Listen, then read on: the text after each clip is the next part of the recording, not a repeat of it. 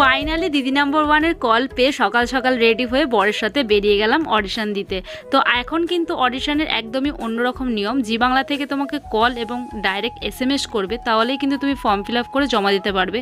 তোমাদের পুরো ভিডিওতে আমি বলে দেবো যে কিভাবে অডিশনের সুযোগ পাবে, অবশ্যই কিন্তু স্কিপ না করে দেখতে থাকো। দিনটা জাস্ট ফাটাফাটি ছিল, কিন্তু জার্নিটা একদম কষ্টের ছিল। তো কিভাবে আমি গেলাম, পৌঁছালাম, হেঁটে হেঁটে যাচ্ছি দুটো বাস থেকে নেমে, মানে পরে বলবো বাড়ি থেকে কথা। আর এখানে অনেক লোকই এসছে, আমাদের শ্রীরামপুর থেকেও এসছে। তো পরে কথা হচ্ছে, এখন হেঁটে আগে পাই, তারপরে দেখা যাবে। কিভাবে আমি গেলাম, পৌঁছালাম সেটা তোমাদের অবশ্যই বলছি। প্রথমে তোমরা হাওড়া থেকে 215 নম্বর বাসে চিনার পার্ক নামবে। ওখান থেকে 211 নম্বর বাস ধরবে, একদম ডাইরেক্ট বলবে রাজারহাট শিবতলা। ওখান থেকে 5 মিনিটের হাঁটা পথ পৌঁছে যাবে ডিআরআর স্টুডিও। যারা অডিশনে যাচ্ছ তাদেরকে অনেক অনেক শুভেচ্ছা। বরমশাইকে বাইরে ওয়েট করতে বলে আমি চলে গেলাম দিদি নাম্বার ওয়ান ভেতরের সেটে। তো ওখানে আমাদের অডিশন নেওয়া হলো এবং বলে দেওয়া হলো যে অবশ্যই কল বা SMS এর মাধ্যমে জানানো হবে তোমরা সিলেক্ট হয়েছো কি না। তো পুরো ক্যামেরা রোল করা, কত ক্যামেরা দেখেছো, সত্যি দারুণ লাগে, শোটা সত্যি ভালো লাগে।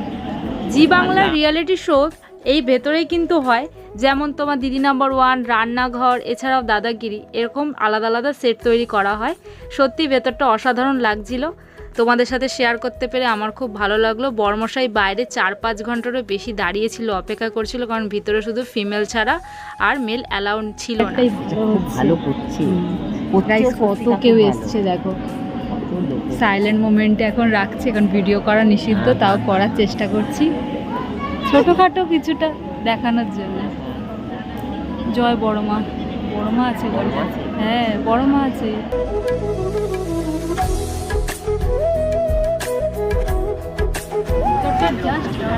মানে যেখানটাতে হয় সেটাই, এখানে মানে তোমরা টিভিতে দেখো সেটাই, কিন্তু একদম লাইট অফ করা আছে, ভিতরে একদম ক্যামেরা নিষিদ্ধ। অনেক লোক হয়েছে আজকে, তোমরা বুঝতেই পারছো। জি বাংলা, ওই যে জি বাংলার লোগো, তো এখানেই হয়। আর দাদাগিরিটা হয় ওই বিল্ডিংয়ে, দাদাগিরিটা ওইটাই, আর দিদি নম্বর ওয়ান এইটাই, তাই তো? যাও তাহলে। কমপ্লিট, এবার বাড়ির দিকে রওনা। এবার সকালে বেরিয়ে এখন বাজে হচ্ছে 3টে।